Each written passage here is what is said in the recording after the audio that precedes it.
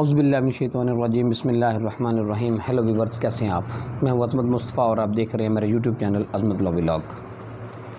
آج جس ٹاپک کے بارے میں ڈسکس کرنے جا رہے ہیں وہ بڑا اہم ٹاپک ہے، اور وہ یہ ہے کہ اگر مرد دوسری شادی کرنا چاہتا ہے تو اس کو کون کون سی قانونی طور پر احتیاطیں کرنی چاہیے کہ جس وجہ سے اس کو دوسری شادی کرنے کے بعد کسی مشکلات کا یا دوسری شادی کرنے کے بعد وہ شخص جو ہے وہ قانون کی زد میں تو نہیں آئے گا۔ یہ ساری احتیاطیں جو ہے وہ اس شخص کو کرنی چاہیے۔ آج ہم اس ویڈیو میں اس حوالے سے ڈسکس کریں گے، اور دوسرا میں یہ ڈسکس کروں گا کہ قانون میں مرد کے دوسری شادی کرنے کے حوالے سے کیا جو ہے بتایا گیا ہے اور قانون اس بارے میں کیا کہتا ہے۔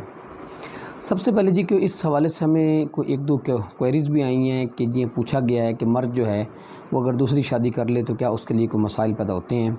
مرد کی دوسری شادی کے حوالے سے جو اہم بات یہ ہے کہ اسلام میں مرد کو 4 شادیوں کی اجازت دی ہے۔ اسلام کے پوائنٹ آف ویو سے حوالے سے مرد 4 شادیاں کر سکتا ہے، لیکن کیونکہ پاکستان میں مسلم فیملی لاز آرڈیننس 1961 کا اطلاق ہے، اور اس کے تحت جو شرائط ہیں دوسری شادی کے لیے اور جو پابندیاں ہیں اس پہ ہر شخص کو عمل پیرا ہونا ضروری ہے۔ آج ہم ڈسکس کریں گے کہ سیکشن 6 جو ہے وہ مسلم فیملی لاز آرڈیننس یہ مرد کی دوسری شادی کے حوالے سے ڈیل کرتا ہے، تو اس کا طریقہ کار کیا ہے۔ سب سے پہلے یہ ہے کہ اگر کوئی مرد دوسری شادی کرنا چاہتا ہے تو مسلم فیملی لاز آرڈیننس کی دفعہ 6 کے تحت یہ ضروری ہے کہ وہ ثالثی کونسل کا چیئرمین جو ہے وہ اس کو اپلیکیشن دے گا کہ میں دوسری شادی کرنا چاہتا ہوں۔ اور اس سے بھی پہلے یہ ہے کہ اس قانون میں یہ بتایا گیا ہے کہ کوئی بھی شخص ثالثی کونسل کی اجازت کے بغیر دوسری شادی نہیں کر سکتا، اور اگر وہ یہ شادی کرتا ہے تو یہ پابندی بھی ہے کہ وہ جو نکاح نامہ جو ہے دوسری شادی کا وہ رجسٹرڈ نہیں ہوگا جب تک کہ ثالثی کونسل کے چیئرمین سے اس کی اجازت نہ لی جائے۔ تو اس لیے یہ قانون میں یہ بات واضح ہے کہ ثالثی کونسل سے اجازت لینا ضروری ہے۔ دوسری شادی کے لیے اگر اجازت نہیں لی جائے گی تو دوسری شادی اگر مرد کرتا ہے تو اس کو قانون کا سامنا کرنا پڑ سکتا ہے۔ اب اس کا پروسیجر انہوں نے ساتھ ہی پیراگراف نمبر 2 میں اس کا پروسیجر بتایا ہے کہ اس کے لیے اپلیکیشن دینا ہوتی ہے ثالثی کونسل کو، اور اس اپلیکیشن میں وجوہات لکھنی ہوتی ہیں کہ میں اس وجہ سے دوسری شادی کرنا چاہتا ہوں، اور پھر ثالثی کونسل کو وہ دیکھتی ہے کہ یہ اس کی وجوہات جو ہیں وہ صحیح ہیں یا غلط ہیں۔ جب یہ اپلیکیشن آ جاتی ہے تو اس اپلیکیشن کے بعد ثالثی کونسل وہ پہلی بیوی کو، یا اگر اس سے پہلے بھی اگر اس نے ایک سے زیادہ بیویاں رکھی ہوئی ہیں تو وہ سب کو نوٹس کرتی ہیں، ان کو بلاتی ہیں اور انہیں کہتی ہے کہ یہ اپنا نمائندہ لے کے آئیں، اپنا نمائندہ چنیں، اور نمائندے کے بعد جو ہے وہ اس میں آپس میں وہ ڈسکس کرتے ہیں اور آپس میں ان کی وہ ساری باتیں سنتی ہے ثالثی کونسل جو ہے، تاکہ وہ اس بات میں دیکھا جا سکے کہ مرد نے جو دوسری شادی کی اجازت چاہی ہے یا مانگی ہے تو کیا وہ کن گراؤنڈز پہ مانگی ہے، کن وجوہات کی بنا پہ مانگی ہے، کیا وہ وجوہات صحیح ہیں۔ اگر صحیح ہوں، اگر ثالثی کونسل یہ محسوس کرے کہ وجوہات شوہر کی صحیح ہیں اور شوہر کو دوسری شادی کی اجازت دینی چاہیے، تو ثالثی کونسل جو ہے وہ شوہر کو دوسری شادی کی اجازت دے دیتی ہے۔ اور اگر ثالثی کونسل یہ محسوس کرے کہ ایسی کوئی وجوہات نہیں ہیں کہ جس وجہ سے شوہر کو دوسری شادی کی اجازت دینی چاہیے، تو وہ اس سے دوسری شادی کرنے سے اجازت جو ہے وہ نہیں دیتی اور دوسری شادی کرنے سے انکار کر دیتی ہیں۔ اگر چیئرمین ثالثی کونسل شوہر کو دوسری شادی کی اجازت دے دیتا ہے تو اس کے خلاف نگرانی ہو سکتی ہے جو کہ کلیکٹر کے پاس ہو سکتی ہے۔ اس کے بعد ہے کہ اگر مرد جو ہے نمبر 5 جو پیراگراف اس میں بتایا گیا ہے اس میں یہ ہے کہ اگر شوہر جو ہے وہ ثالثی کونسل کی اجازت کے بغیر دوسری شادی کر لیتا ہے تو اس کے لیے کیا پابندیاں ہیں اور اس کو کون سی سزا کا سامنا کرنا پڑ سکتا ہے۔ اگر شوہر ثالثی کونسل کی اجازت کے بغیر دوسری شادی کرتا ہے تو اس کو حق مہر جو ہے وہ اس عورت کو واپس کرنا پڑتا ہے۔ وہ حق مہر بیشک معجل ہو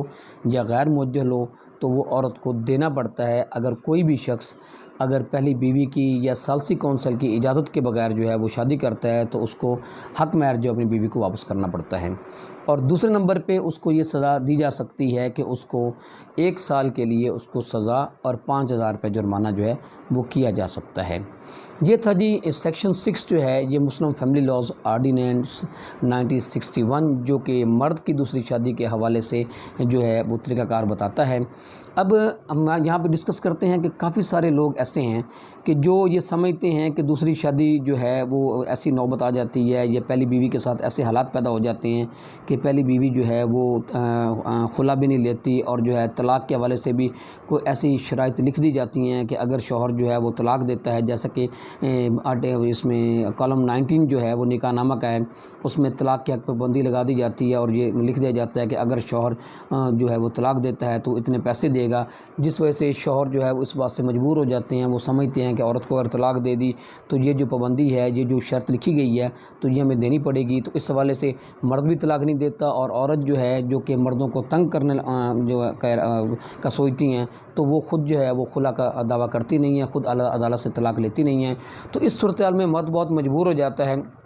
اور وہ سمجھتا ہے جی کہ اس میں دوسری شادی مجھے کر لینی چاہیے، لیکن جو ایسے حالات پیدا ہوتے ہیں جس کی وجہ سے وہ ڈرتا بھی ہے کہ دوسری شادی کروں گا تو میرے لیے مسائل پیدا ہو سکتے ہیں۔ تو اس حوالے سے ہمیں ایک دو کوئریز بھی آئی ہیں کہ اگر دوسری شادی کرنی ہو تو اس کا کیا طریقہ کار ہوتا ہے۔ تو جیسا کہ میں نے سیکشن 6 کو مسلم فیملی لاز آرڈیننس کے سیکشن 6 کو میں نے یہاں پہ ان ڈیٹیل آپ کے پاس جو ہے آپ کو بتایا ہے، اس میں صرف واضح طور پہ یہ بات ہے کہ ایک تو دوسری شادی جو ہے وہ کسی شخص کو ایسے کرنی بھی نہیں چاہیے۔ اگر کوئی شخص دوسری شادی کر لیتا ہے تو ظاہری بات ہے اس کو قانون کا سامنا کرنا پڑ سکتا ہے۔ یہ سارا پروسیجر جو ہے وہ مسلم فیملی لاز آرڈیننس میں جو لکھا ہوا ہے اس کو اپلیکیشن دینے میں کوئی قباحت نہیں کرنی چاہیے اور کوئی اس میں جھجک نہیں محسوس کرنی چاہیے۔ یہ ثالثی کونسل کو درخواست دینے کے بعد جو سارا پروسیجر جو ہے وہ یہ اڈاپٹ کرنا چاہیے، اور اس کے بعد ثالثی کونسل اس کو اگر سمجھتی ہے کہ یہ مناسب جو ہے، یہ اس کی وجوہات ہیں، تو اس کو اجازت دے دیتی ہے۔ تو یہ تھا جی طریقہ کار دوسری شادی کرنے کا۔ اگر کوئی شخص جو ہے وہ دوسری شادی کرنا چاہتا ہے تو اس کو اس طریقہ کار پر عمل پیرا ہونا چاہیے۔ اگر وہ اس طرح قانون کے مطابق وہ اجازت لے کے شادی کرے گا تو اس کو کسی بھی قسم کے مسائل کا سامنا نہیں کرنا پڑے گا۔